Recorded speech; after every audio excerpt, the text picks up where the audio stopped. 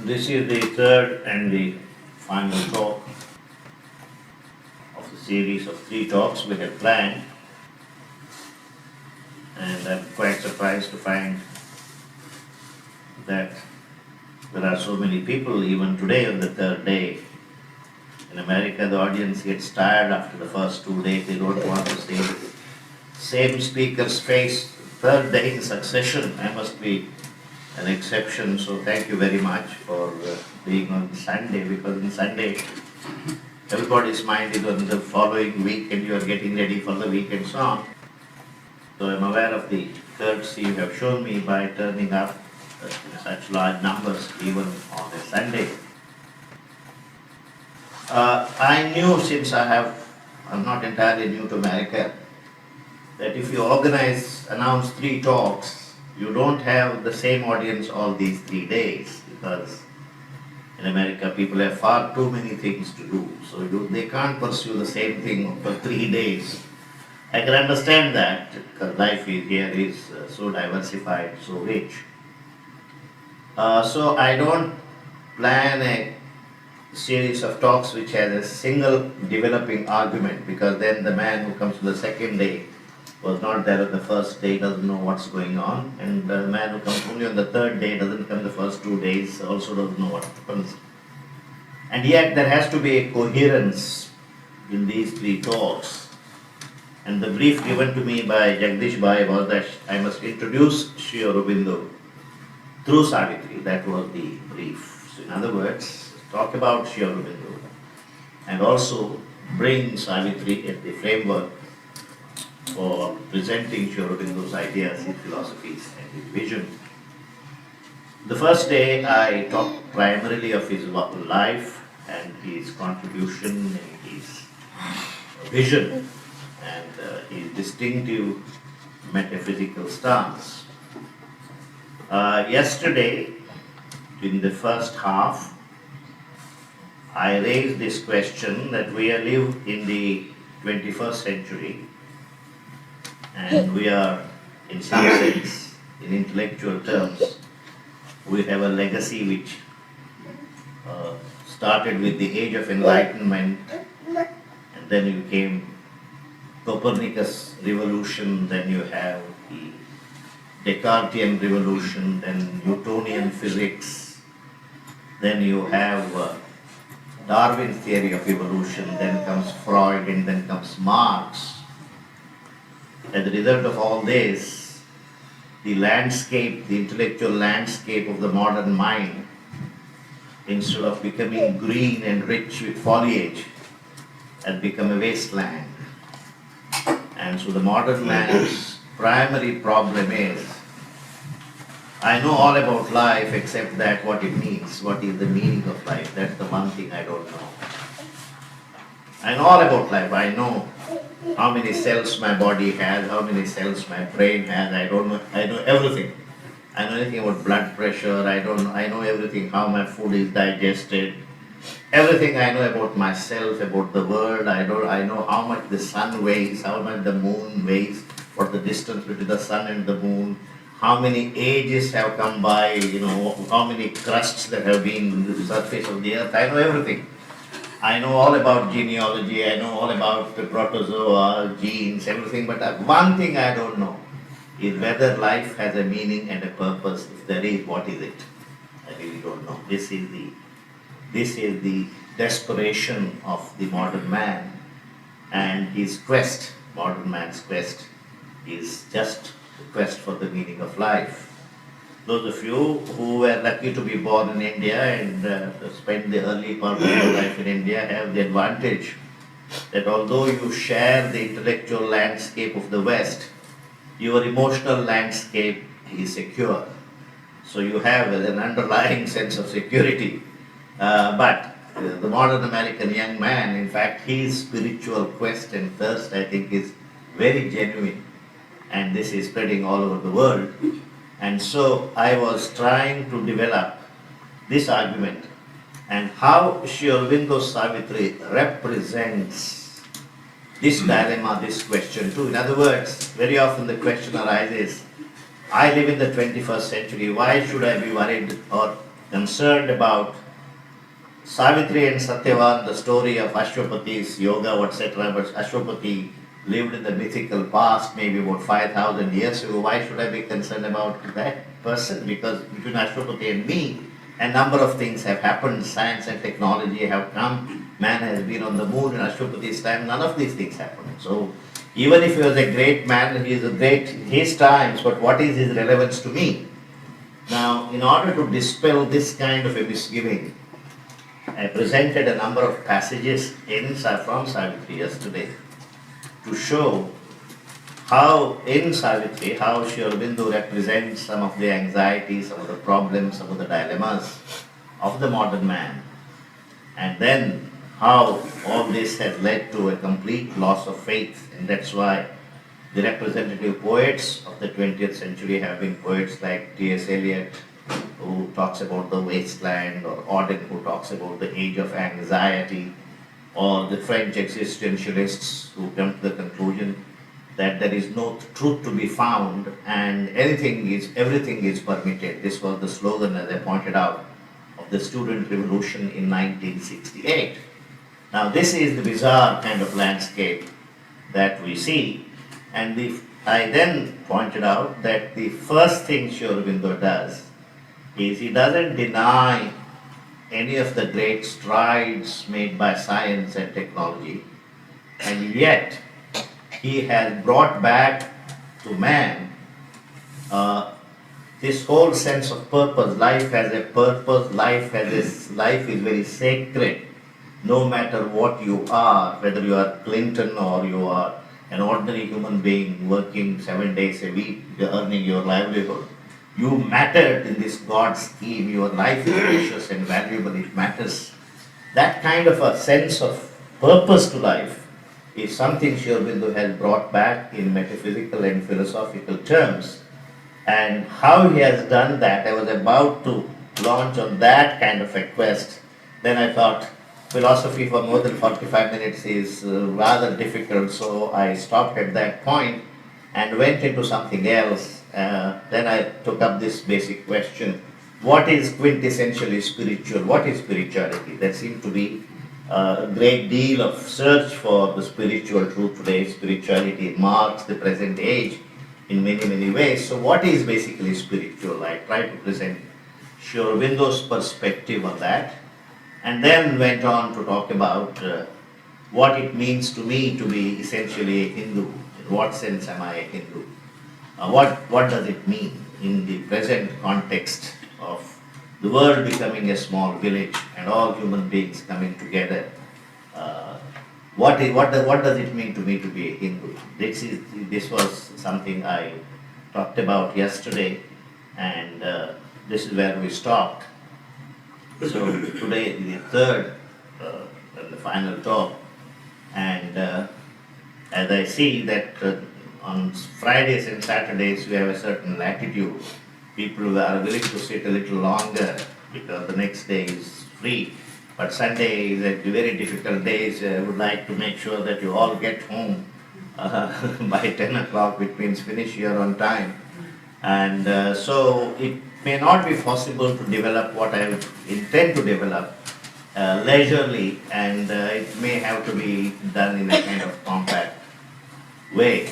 And to be able to do that, the best thing is to have some kind of an organized text from which you follow the argument and supplement it with whatever comments you may have to make, and that's the task I want to do. Otherwise, this will go on, and you may have to come on Monday, on Tuesday, on Wednesday, because I have been all my life a professional teacher, so for like most speakers, I don't know when to shut my mouth. So in order to prevent that, the best thing is to stick to a text like that. So what I will try to do is take up this text that I have and develop the arguments primarily through this text. The argument simply is, how does Sri Aurobindo bring back to the modern mind, to the modern man, who has read his Marx, who has read his Darwin, who has read his Freud, who is familiar with his Newtonian physics and subsequent physics, who knows the Descartian philosophy, who knows the all this. For such a person, how does he bring back faith and purpose into this world? What is it that he has done? I mean, his Life Divine is a great philosophical contribution. Sri Aurobindo, I do not regard him primarily as a philosopher. Philosophy, as you understand in the West, philosophy, as you understand in the West, is primarily an exercise you perform from an easy chair. You sit on an easy chair surrounded by books and you construct syllogism and arguments of that kind. But India never had philosophers of that kind, or at least they were never encouraged. What we had is people who had visions, who experienced something and then wrote about it. So Sri Aurobindo always said, I have not written anything which I didn't directly experience. The whole of Savitri is just a recordation of what he experienced, and his philosophy too. He denied ever being a philosopher. He said, I am not a philosopher. I was never trained to be a philosopher. I was a student of literature in Cambridge. I studied European history, sociology, languages, but never a philosopher. But I had to write philosophy at a certain stage in my life, and in India, the yogi is supposed to be a person who should take up any work that comes to him. So I took this up in a yogic attitude, so I had to write philosophy. And not just any philosophy, I had to write 64 pages of philosophy every month. So that was the task that came to me, and so I took it up and I wrote this. Basically, this is just an experience, just a expression of what I have experienced myself. And if it does not stand the test of philosophy according to Western standards, it is too bad for the Western standards. That's all I can say. This is what I have experienced. This is what I present to the world. It's philosophy of that kind. You see, the reasons is some people have been greatly, profoundly moved by Sri Aurobindo, and some people are left cold. Oh, this is something I don't understand. I don't comprehend. But if you can read Kant, I can assure you, Sri Aurobindo is much simpler than Kant and Hegel and so on. So people can understand Hegel and Kant, and I don't understand why they can't access Sri Aurobindo. That seems to be a mental blockage. So I was going to present this. You must also bear in mind my inadequacies. I am not a trained philosopher. I was a language linguistics teacher. And it is my enthusiasm rather than scholarship that is at display here. So bearing in mind all my weaknesses, let me now proceed. So the first thing that I was trying to point out yesterday is Sri Aurobindo's basic contribution is this philosophy of evolution. Evolution is common to Western science as well as to Sri Aurobindo. And you look at the Indian spiritual tradition, Indian spiritual tradition may not have specifically mentioned the term evolution except occasionally in Sankhya and so on, but the evolutionary perspective is implicit, as many people have pointed out, in the very notion of the 10 avatars. If you look at the 10 avatars, you will see it is some kind of a bird's eye view of the evolutionary journey. The first form of life must have evolved in water, it must have been a unicellular life, so that is why the first avatar is Matsya avatar and so on. Now, where Sri Aurobindo differs from Darwin is that Darwin primarily talks about evolution of forms, physical evolution. And what Sri Aurobindo points out is this is not primarily physical evolution, this is primarily, this world is an evolution of consciousness. What is primarily evolving here is consciousness. In other words, what disturbed the Western religious thought, because Bible had said God created man, and the Bible also specifies in how many days God created the world and so on. But when Darwin proved that this is not true, that man has come from a monkey and the monkey came from still inferior animal forms and that came from a still inferior animal forms and so on, suddenly Darwin could not be refuted at that time. And so there was a great deal of perturbation, a great deal of commotion, and many people lost their religious faith. Now the same evolution, Sri Aurobindo very skillfully uses and says Evolution is nothing less, nothing different than the whole of creation being in yoga. This is nature's yoga. This is Prakriti's yoga. As in yoga, as you advance in yoga, what happens is higher and more universal, more refined, subtler facets of consciousness begin to unfold themselves. And if you look at this, what you call the story of evolution, is exactly that. There was a time when there was hardly any consciousness here. Consciousness looked as if it had gone into a coma. It's kind of swooned into matter. And matter we regard as not matter, is nothing. Matter we almost regard as anti-spirit. Matter is one extreme and God is another extreme. But Aurobindo denies that. He says matter is also a form of God. Matter is also a manifestation of the spirit. And from matter, gradually, as you can see, higher and higher levels of consciousness have emerged. From matter came life, and this was unheard of. Nobody ever thought that from matter life would ever come. And life became more and more conscious, more and more aware, until from life mind came. Mind itself is something wonderful. I mean, it's possible to say, it's just an accident that from matter came life. Life is nothing more than a complex modification of matter. But modern science itself has shown and admitted, if matter is X, life is not just X. Life is X plus Y. We don't know what this Y is. And they've also said, if matter is X and life is Y, Z is not just X plus Y, it is X plus Y of something else we really don't know. A new principle has come. From where it has come, how is it possible that life has come from matter? Aurobindo's answer is, life is already implicit in matter, and that is why, because life is implicit in matter, life has come out of matter. And how did mind come out of life? Because mind is already implicit in life, and life is implicit in matter. And one day, God will come out of matter, because matter is another form of God. God himself has become matter. In other words, the Western notion of creation, when God creates the world, the Semitic notion is God is something other than this world. God sits outside the world, just as a potter makes a pot. How does a potter make a pot? The potter takes some clay and forms it, and he makes a pot. And if you destroy the pot, of course the potter's purse is pinched, but physically he is not harmed, because the pot is not a part of the potter. But the Indian notion, when say God created the world, of course Shankara and others won't even accept the notion God created the world, because there is no creation for them. But Shankara is not the only metaphysics in India. There are other schools, theistic schools, they accept the notion that God created the world. But when they say God created the world, the basic understanding here is God became the world. It is God who becomes the world. So if there is matter, it is God who has become matter. And because God has become matter, it is inevitable that out of matter God should evolve. There is no other choice. It has to. And so this evolution that you really see is just the becoming of God. This is the becoming of God. And how can you ever say we love God if you don't love this becoming of God?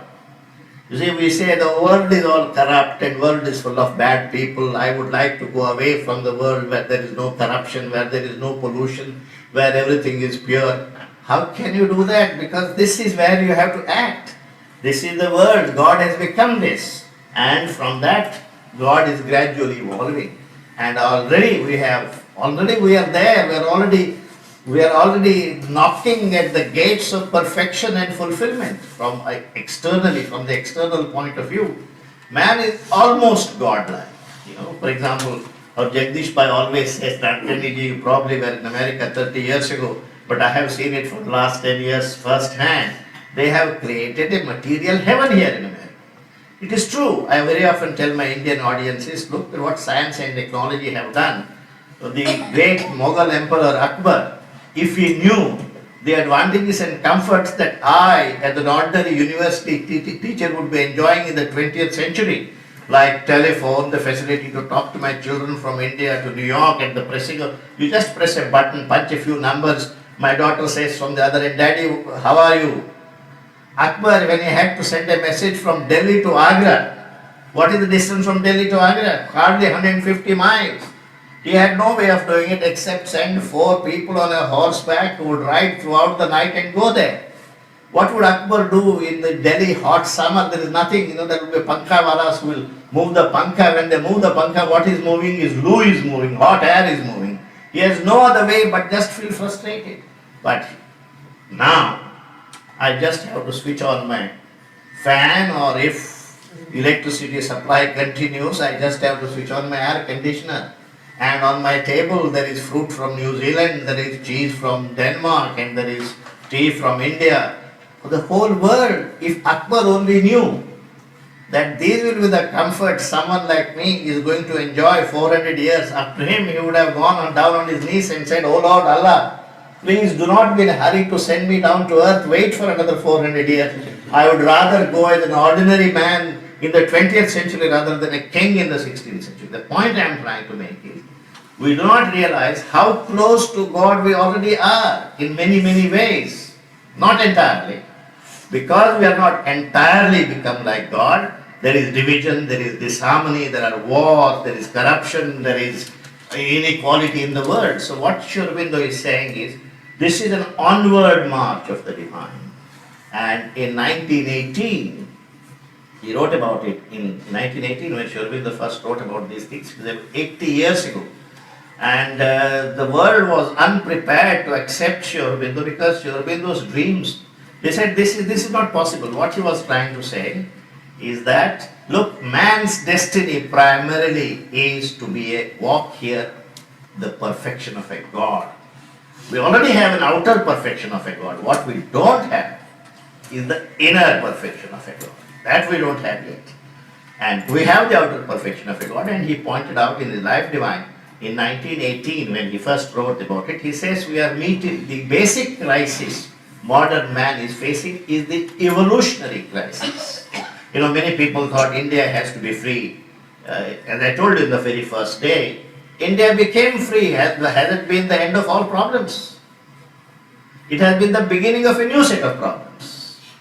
India didn't have wealth. India was not very economically self-sufficient in 1950. We didn't have enough food. America used to send 1 shipload every day. That was our loss. Now we have had agricultural revolution. Are people happier? Now it's not, Sri Aurobindo therefore realized, India's problem is not that India doesn't have freedom, India doesn't have economic prosperity. Look at countries which have economic prosperity. Take it America. In America's life, a young man's life is a dream come true for any Indian. But many young people leave this life, go to India, wander there, as if they are absolutely orphans, just wander on the beaches of Goa and Karnataka and so on, looking for meaning and looking for purpose in life. What has happened? So this is what he is saying is, we already in some ways are like God. This is a Godward journey. And he pointed out in 1918, what we are really facing is an evolutionary crisis. The complexity of problems that the mind creates, the mind cannot solve. Take for example, Arab-Jew problem, the problems of Hindus and Muslims in India. What is the mental solution to this problem? I don't think there is any mental solution to this problem.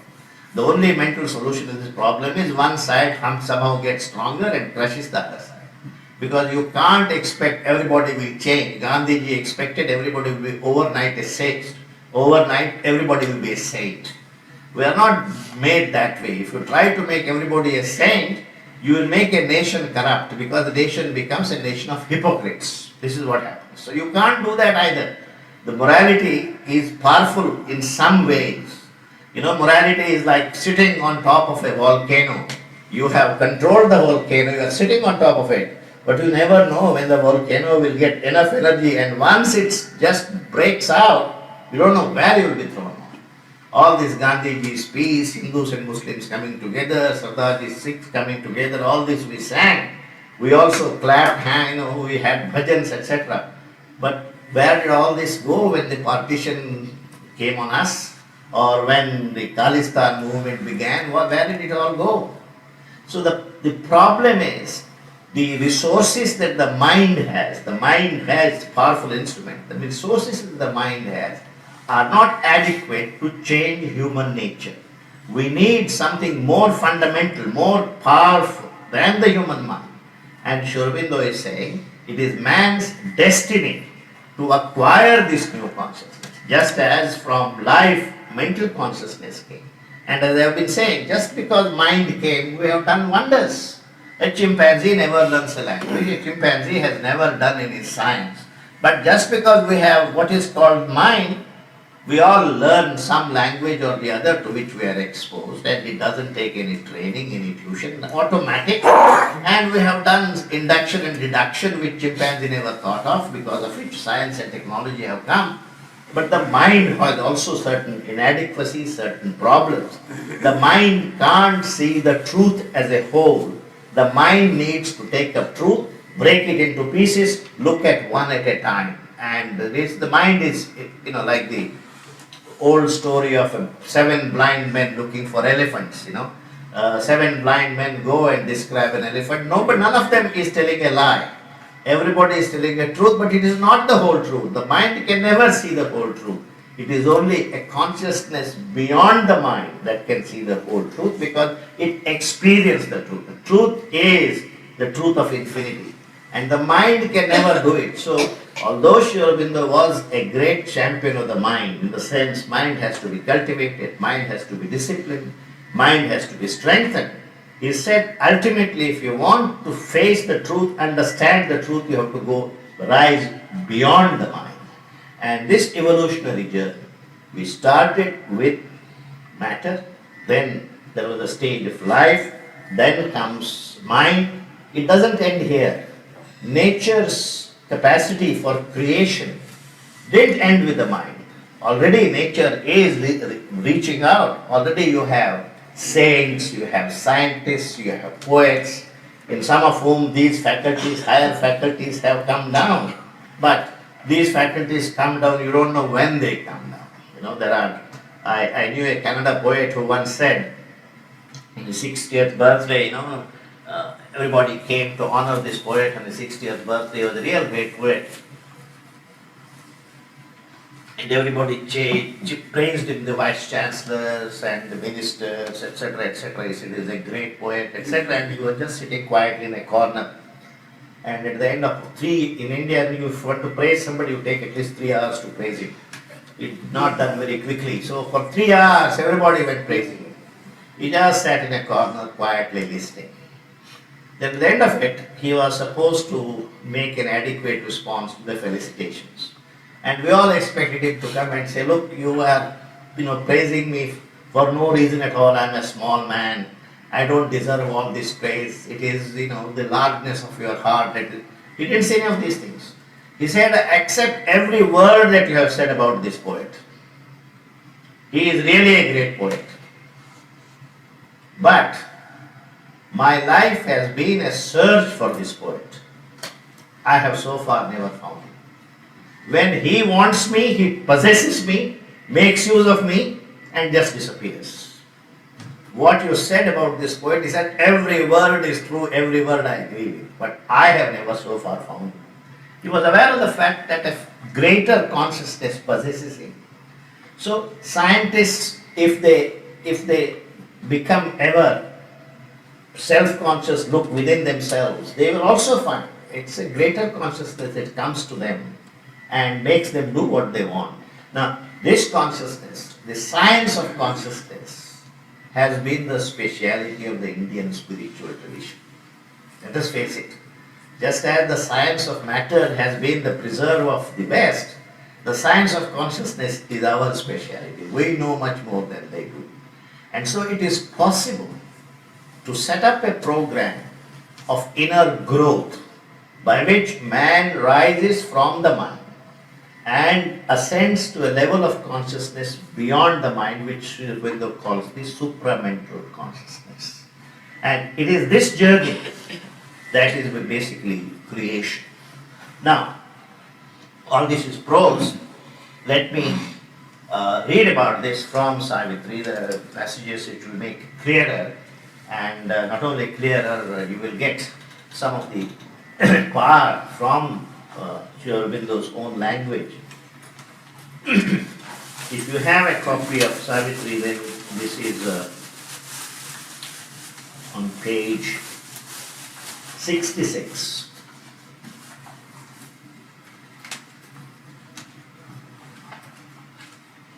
You see, as I said, the Indian concept basically is when this world is created. You see, we said, the Vedas said the one wanted to be the many. The one wanted to be the many.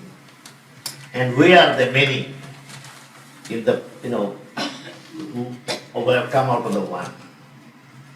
And now, the many that we are, as I said yesterday, that each one of us has a unique destiny. Nobody in this world is redundant. No two people can replicate the same manifestation of God. All this individualism, competition, capitalism, etc., is only a half-truth. The real truth is, no two people in the world are alike. No two people manifest the same destiny. Each person is unique because each person is a manifestation, carries within him a spark of the divine. And that notion of a soul or a spirit, this is the greatest contribution of the Indian spiritual tradition. If you say Aham Brahmasmi, when the Western scholars first read about this Aham Brahmasmi, they must have thought these Indian are self-conceited chaps. They say they are Brahman. They are saying we are Brahman. In the West, God is feared. Primarily in the West, in whichever religion you talk about, God is really feared. It's only in Christianity that the friendlier face of God comes to the front for the first time, but in most Western religions, Allah is feared. But in India, God is nothing but my own highest self. So there is no, I don't have to fear God. How do I fear myself? My highest self is God. My lowest self is matter. And what I am is in between.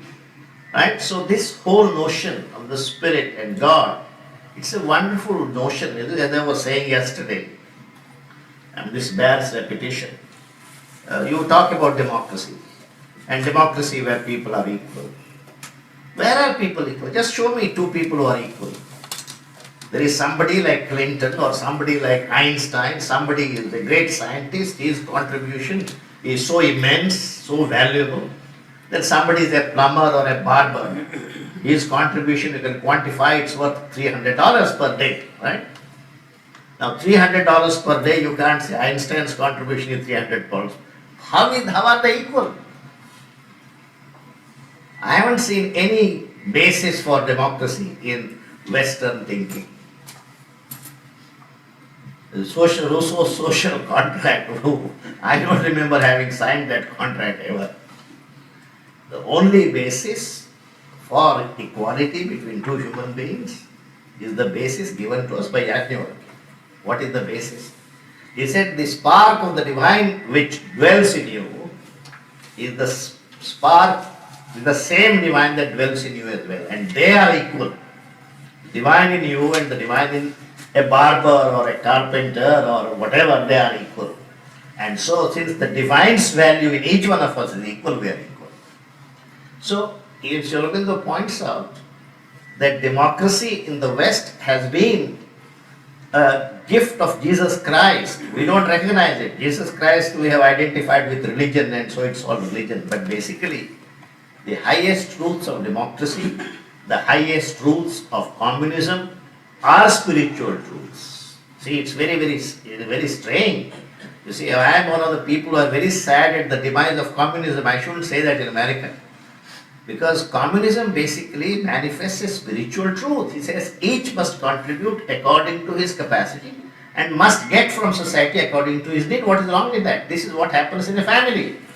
If you live in a family together, there is no discrimination and say, look, the eldest son only makes $1,000 and his children therefore will not get good food, and the second son makes $5,000, his sons will get good food because his father earns more. We don't do that.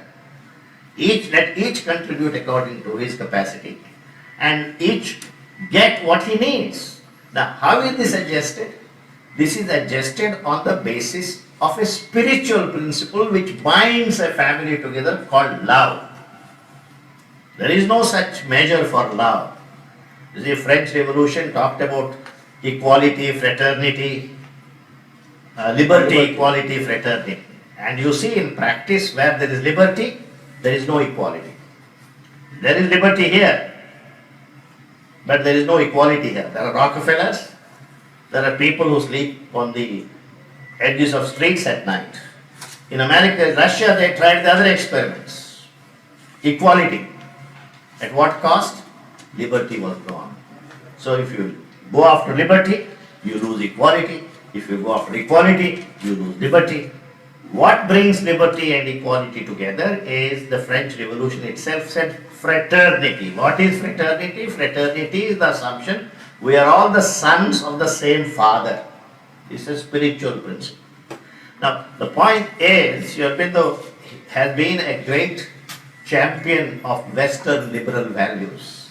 But he says when these Western liberal values are actually put into practice, they do not succeed primarily because there is a reluctance to accept the spiritual basis of all these. Love is spiritual, fraternity is spiritual, democracy is primarily, fundamentally a spiritual teaching.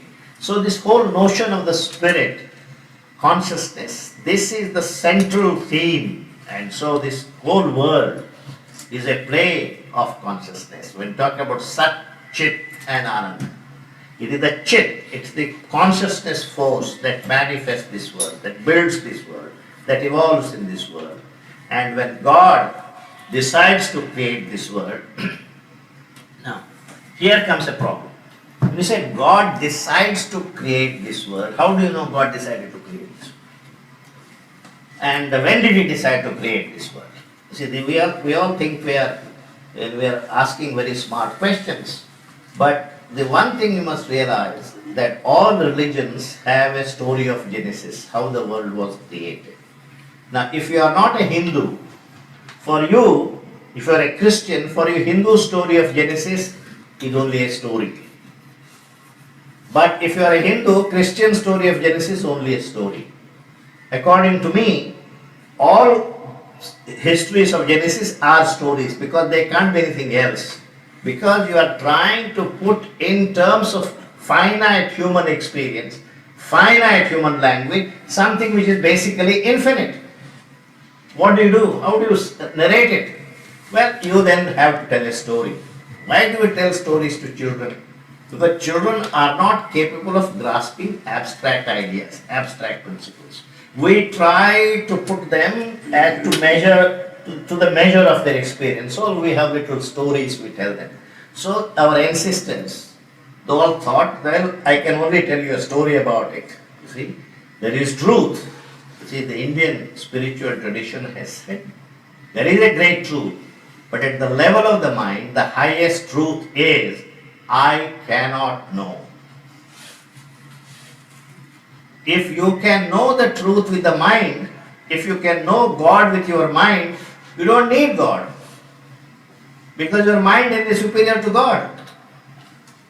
All that our spiritual tradition says, look, agnosticism is the highest truth at the intellectual level. But the intellect is not the only means that man has. Man has another powerful means, that is his consciousness.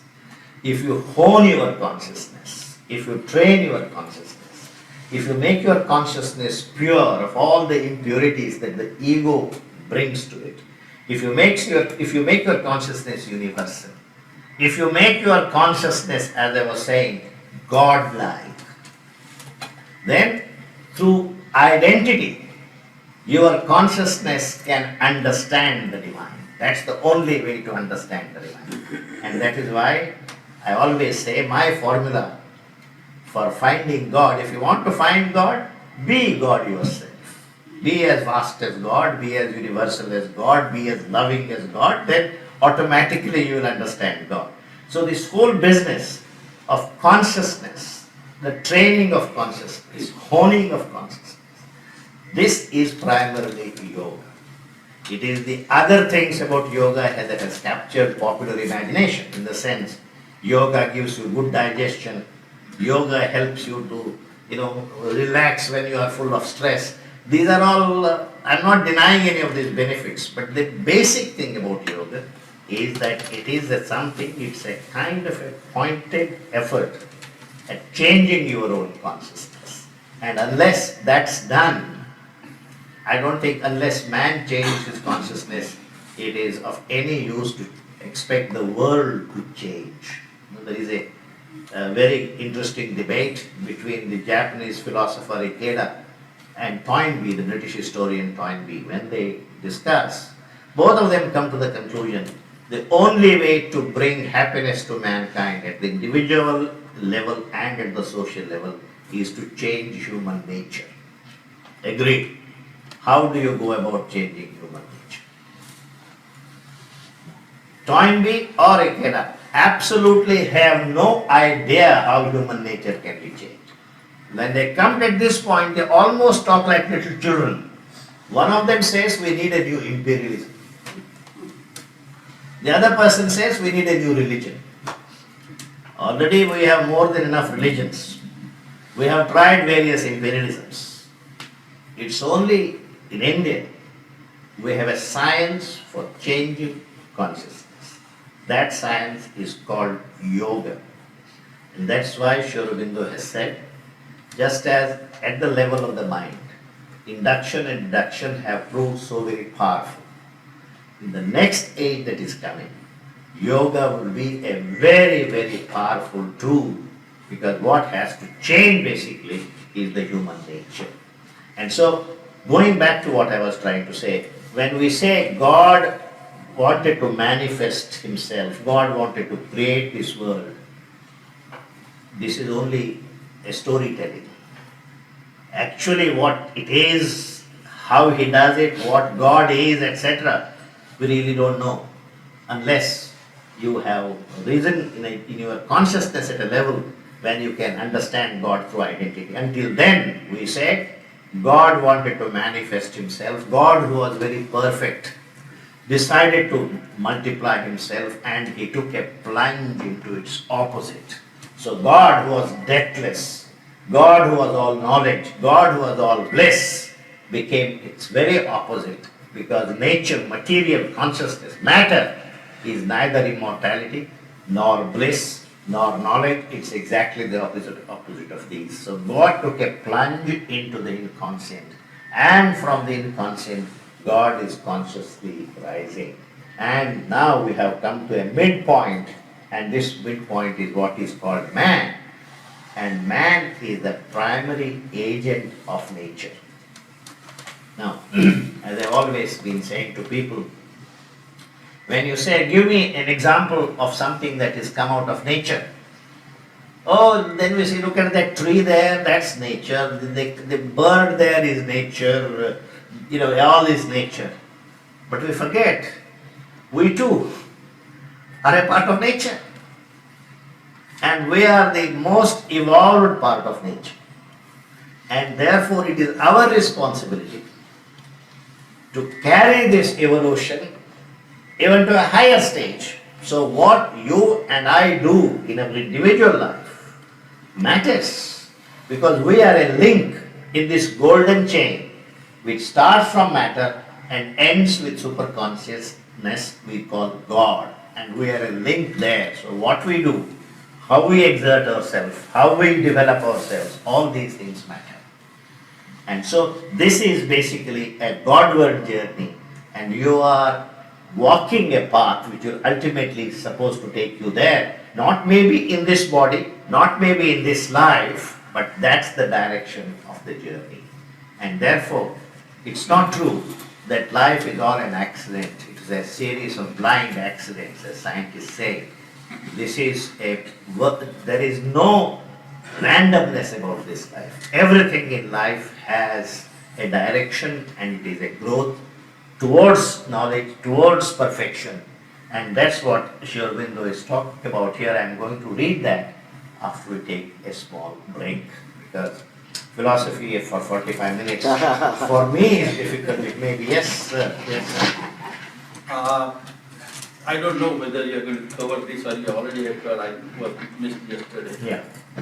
Would you just enlighten us in a very short? Yeah. How did Aurobindo practice this expansion of consciousness, and also his vision or his experience of Savitri going through different planes of consciousness, Yeah. and the ultimate lesson or his finding of this consciousness, and what does he say in Savitri? Okay. I'd appreciate I'll that. come back.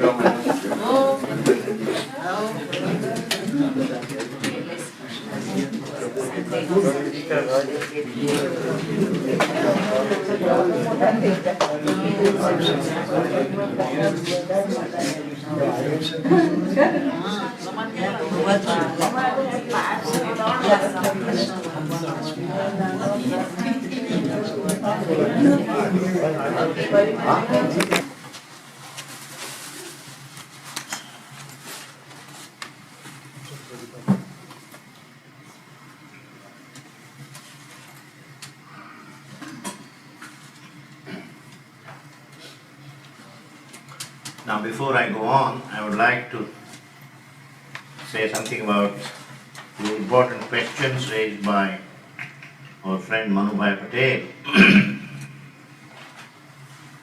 To be able to answer that question, one has to be a yogi. And I'm myself a chota mota yogi, not a mota yogi, but a chota one.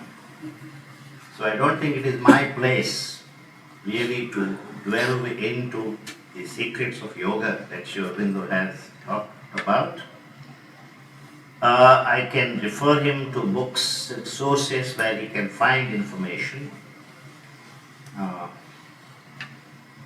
He has a book called Synthesis of Yoga. Synthesis of Yoga. Then he has a book called The Mother, which is almost like a Matra Upanishad. It's a new kind of Upanishad. I always do maintain that once again the age of Upanishads and the Vedas is on us. It's not gone. India's revival crucially depends on our ability to produce new Upanishads and the Vedas, and it's not gone. The India of the Rishis is not dead. It is still living. Except that it seems to me Goddess Saraswati has accepted English as her language now instead of Sanskrit. So there are no Upanishads that have come, no Vedas that have come, but they are in English.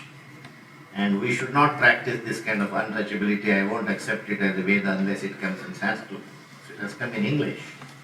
But take for example Sri Aurobindo's little book called The Mother, which talks about various aspects of the Mother, Mahalakshmi, Mahasaraswati, Mahakali, Maheshwari, and what is the sadhana needed for propitiating these four aspects of the divine and make them enter into our own being. The divine ultimately has to enter our own being and being part of ourselves, and the sadhana that is needed for this. Now, he doesn't talk about these things in terms with which our ancient tradition talks about, because he's addressing a modern century, modern time. So all his basic yogic tenets are exactly the old ancient tenets, but he has couched them, he has put them in a language which is free from any necessarily cultural affiliations. So for example, if an American reads it, he doesn't have to find, oh, this is too Hindu for me for practice. What is important is truth, whether it comes from a Hindu source or not. But it is that kind of a thing. Then he has, the most important thing he has written is his letters on yoga. There are 3 volumes. And I would recommend them very strongly because Synthesis of Yoga was written before 1920. Sri Aurobindo continued in yoga after 1920 until 1950, 30 years after that. In 1926, Sri Aurobindo withdrew into absolute solitude. And but in the meanwhile, several people had accepted him as their guru. And how do you, after having this kind of a large clientele of disciples, you can't afford to, withdraw into silence, into solitude. So every disciple of Sri Aurobindo had the freedom to write to him as much as he wanted, any number of questions. In fact, everybody had a privilege to send him a notebook, whatever questions he had. And Sri Aurobindo meticulously wrote answers to all these yogic questions. Many of these questions that come up in human sadhana, people have asked these questions, and Sri Aurobindo almost spent about 8 to 9 hours at night, from about 9 o'clock to 10 o'clock at night until about 4 to 5 o'clock in the morning, writing replies to these letters. And they are all now been put together as letters on yoga. And finally, of course, there is the yoga of in Savitri, as you pointed out, and this is a yoga of a different kind, and then the yoga that mother continued to practice after Sri Aurobindo left his body, and mother left her body only in 1973, and her yoga was primarily addressed to the cells of the body, physical transformation, and she has written about it in great detail in what is called the Mother's Agenda, which is in 13 volumes, from volume 1 to 13. And so if you put all this corpus together, you can get an answer to the questions that you raise. Basically, Sri Aurobindo's yoga is the yoga of the ancient rishis that India produced. With this difference that he has a slight made adjustment in the aim of this yoga. The aim of this yoga is the primary objective of all yoga is to get out of our narrowness and our ignorance and find the divine. Now, Sri Aurobindo puts another goal to this yoga. He says not only to find the divine, not only to find our identification with the divine, but manifest divine's perfection in our external life. This is because the world is the external world. And I always maintain this world belongs to matter. And God has to be manifested in terms of matter. In other words, the imperfections that now are inherent to the human body, they have to be conquered. It's not because I am attached to this body and I want to live forever and ever in this body. That's not my attachment to the body. But I don't want my consciousness to feel threatened by something it doesn't really understand called death. No, I should be able to be in Ichamarani. I mean, it must be able to say, look, my yoga is not complete in this body. I would like another kind of body. So there is that control, that mastery over physical nature. Similarly, mind. Mind now thinks of truth, but every truth that the mind thinks of always casts a shadow.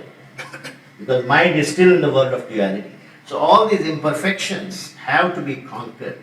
And if you conquer these imperfections, you not only have a perfected spirit, but a perfected body, a perfected vital, and a perfected mind. This, he says, is the goal.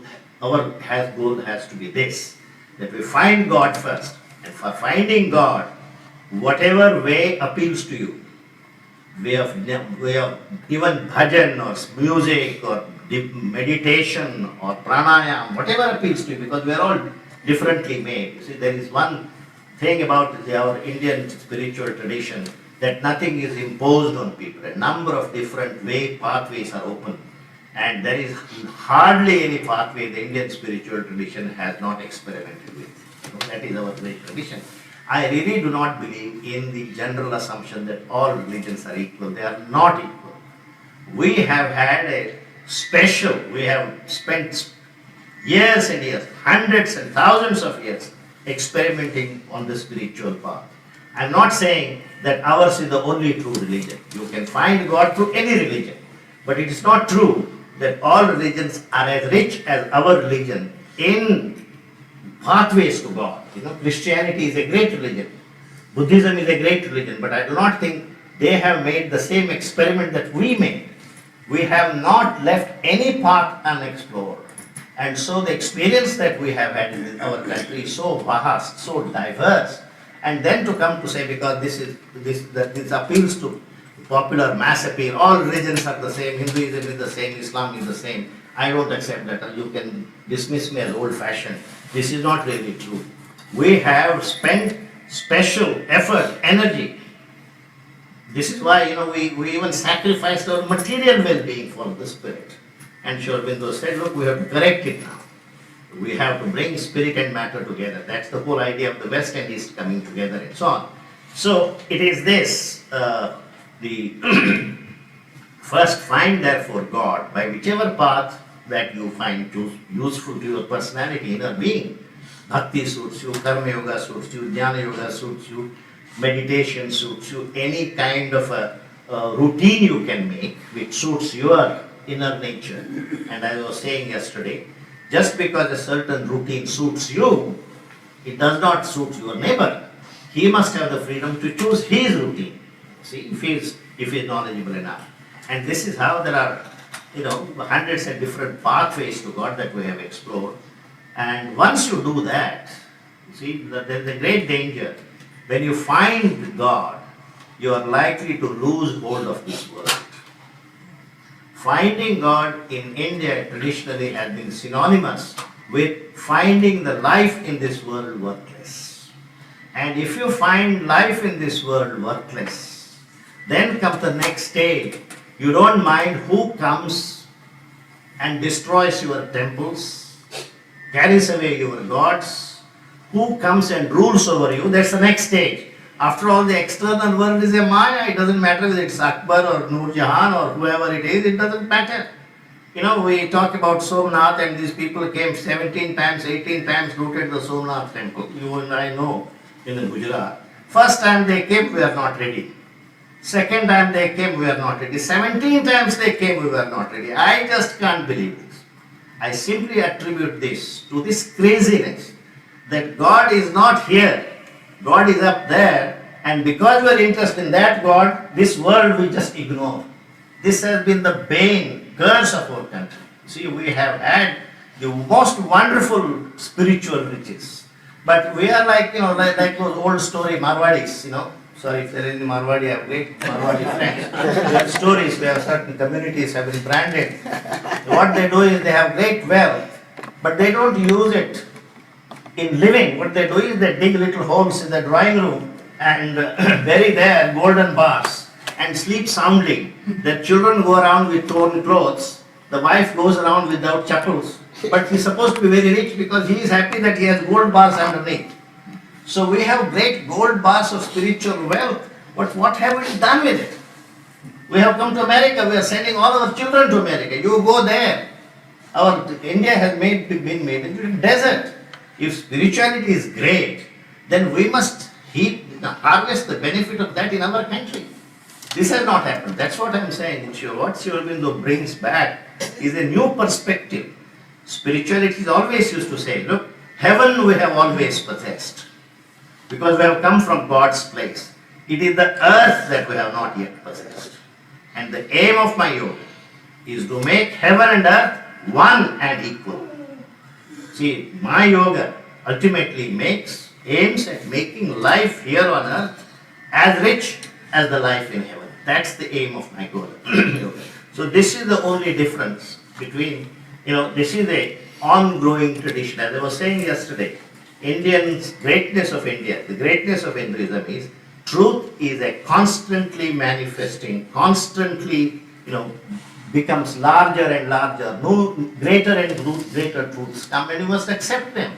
Nobody says, look, Gita is the last word, there is nothing more after Gita.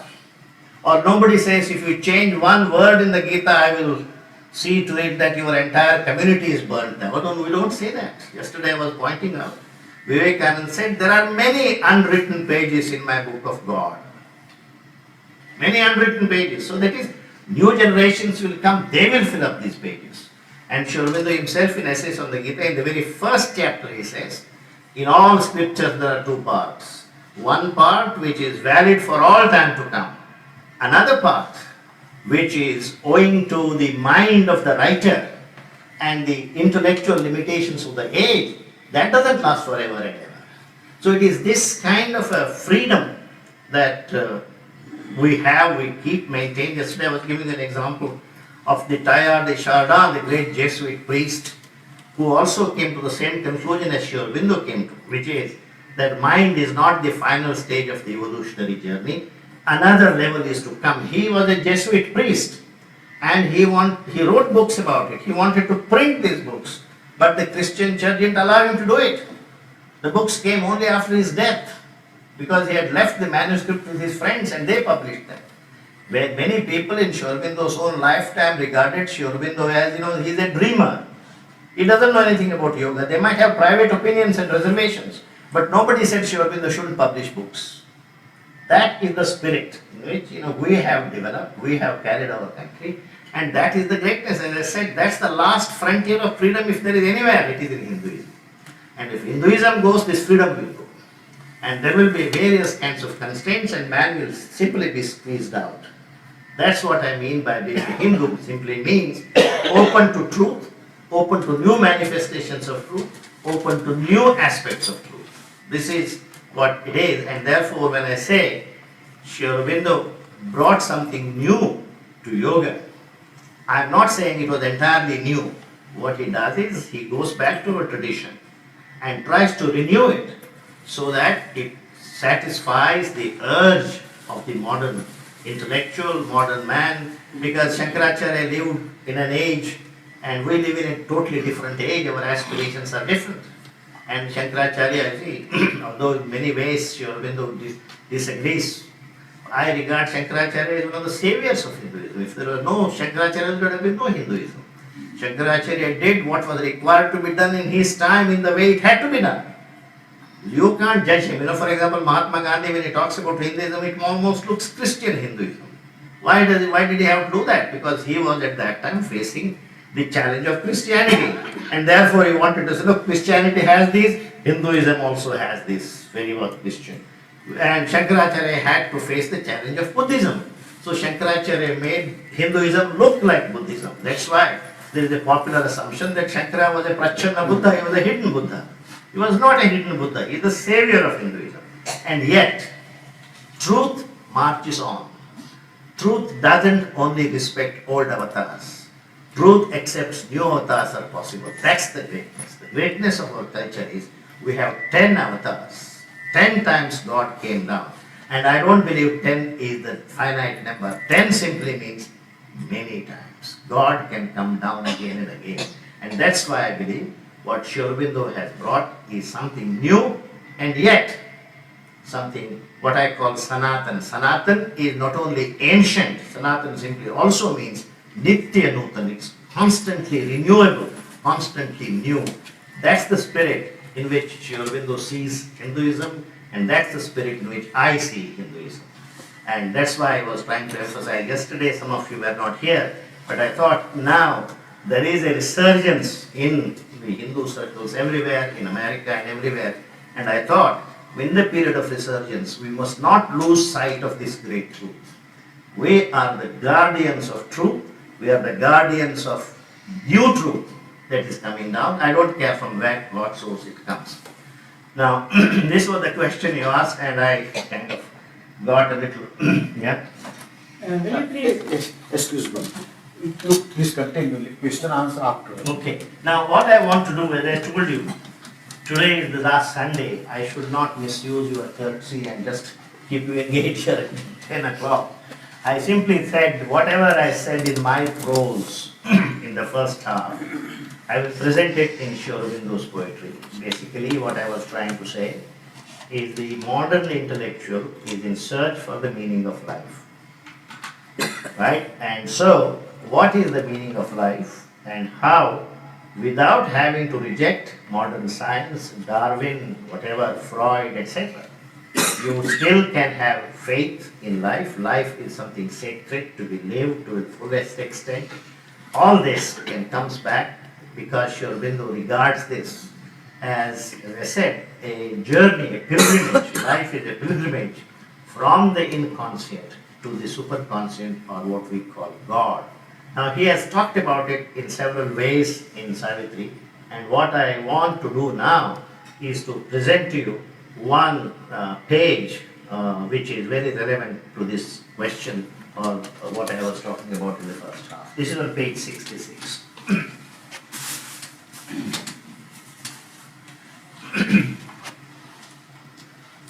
This is about 7 lines from the bottom of page 66. The immanent lives in man as in his house. He has made the universe his pastimes field, a vast gymnasium of his works of might. This entire universe, he says, is a vast gymnasium of God's. God has created this vast universe as a gymnasium of his works of might. All the stars and the planets, etc., etc. He is the one who has manifested himself through all. All-knowing, God knows everything. All-knowing, he accepts our darkened state. Who has become ignorant? God has become ignorant. See, Hindus are in a very, very difficult situation. In all other religions, you have always somebody who you can blame for the evils of the world. There is a Satan. God is a very nice guy. The Satan is the one who has created all this mischief. And so you can blame everything on Satan, but the question still remains, if God is a nice guy, he must be either weak or he must be useless, because he still allows Satan to continue. That question nobody asks. But in us, in our religion, since it is, if you contribute to what is called the Advaita, the buck stops here. If whatever is wrong here, he is responsible for it. And so he says, if there is a darkened state, if there is ignorance, it is God who has put on this ignorance. And if God has put on this ignorance, there must be a purpose. Now, there is no time for us on today and some other day, maybe some other next time I come, we'll talk about it. You see, everybody talks about the need to conquer Mada, Matsara, Moha, all this greed and this, that and the other. Now I have always wondered, why should God be so crooked that he must create all these things and put me in the midst of this and say, you cross this obstacle race? There must be a reason why he has created this obstacle race. What is that reason? Nobody has explained to me yet. Why is there, for example, simple question, why is the instinct of sex, say, so deep-rooted in man? Kamini Kanchan, Ramakrishna Paramahansa talked about Kamini Kanchan. But Kamini Kanchan, why is it so deep-rooted in man? Is it because God made a mistake and now he wants you and me to correct him? It can't be a mistake. There must be a reason. What is that reason? You see, the great thing that I got, I'm not a philosopher. I was just a seeker, as a student of, anything. When I read the Life Divine, 2 things happened to me. I began to realize God has made no mistake. Everything in this world has a reason, including evil, suffering, whatever. And the second thing, it didn't give me a sense of complacency. God in his heaven, everything is all right. It awakened me the urge to participate in this world and make it a better place. You understand? One sees intellectually at one level a reconciliation with God. I don't have any quarrels with God. I don't think God has made any mistakes. But that doesn't mean I'm satisfied with the world as it is. I have a role to play, I have a contribution to make in bringing this world to perfection. And that desire in me also got sharpened. These are the twin benefits that I got from reading Aurobindo. And that's why like a half mad man. I do wherever I call. I don't ask how many audience can you provide. Can you provide 200, 300 people? Whether there was a time when I used to have an audience of 1.5, my wife and my daughter. You see, in Hyderabad, when we first started Savitri, and Savitri, you can see the bulk. So Sunday after Sunday we are doing this.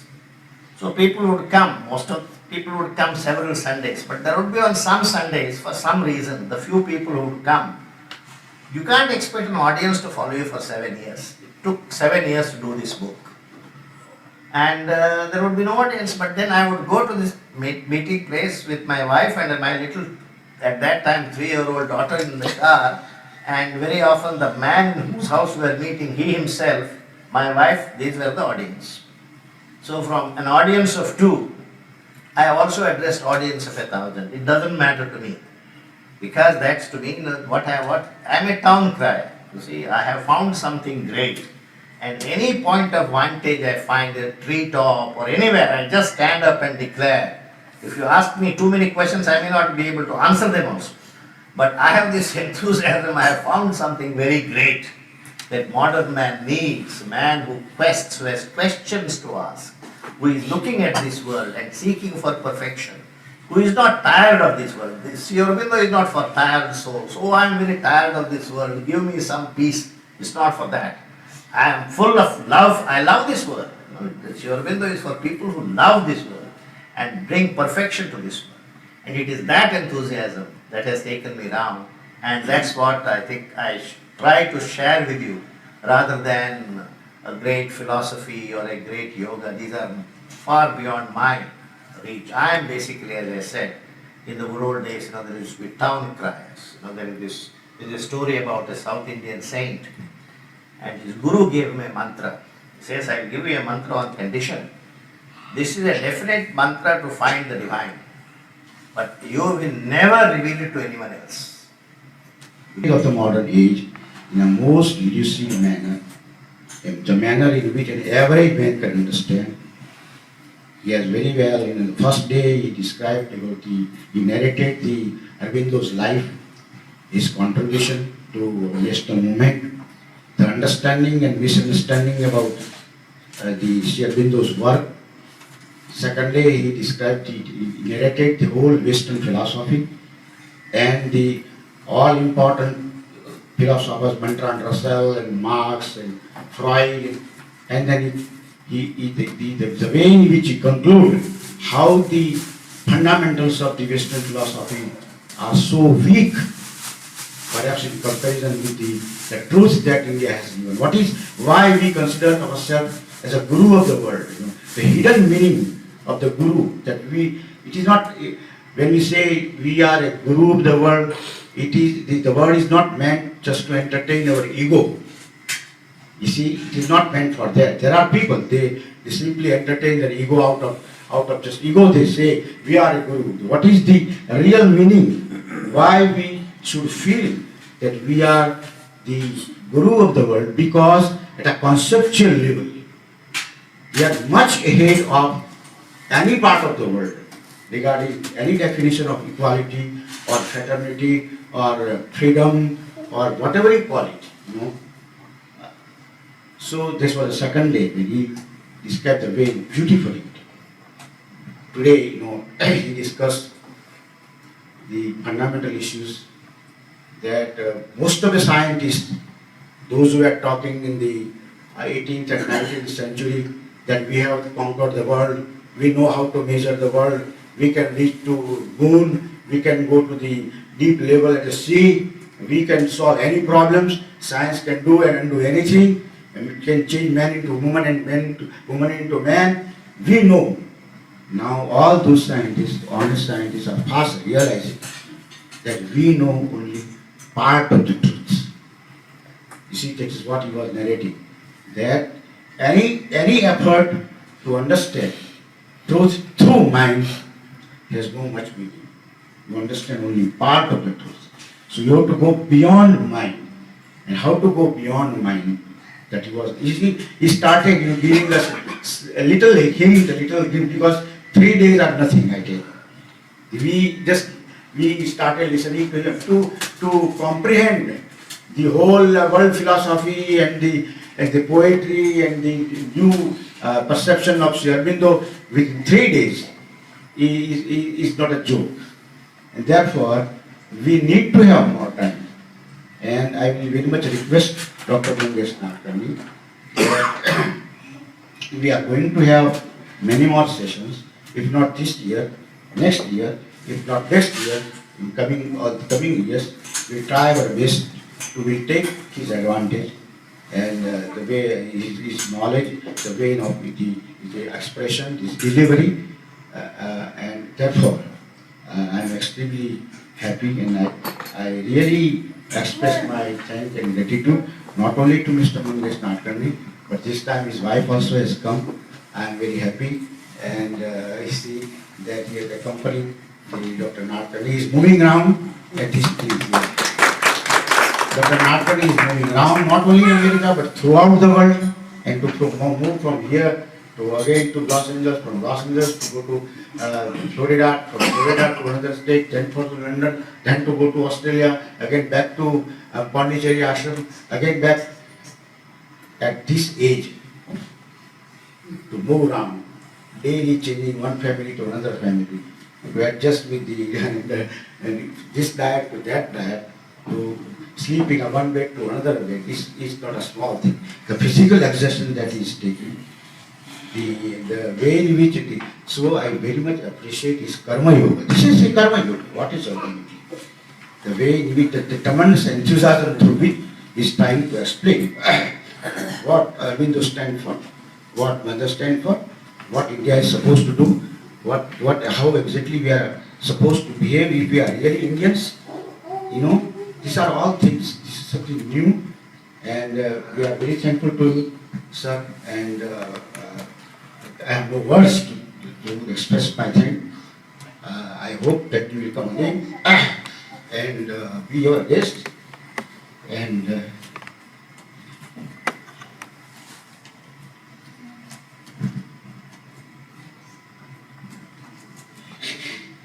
help us to grow. Thank you very much.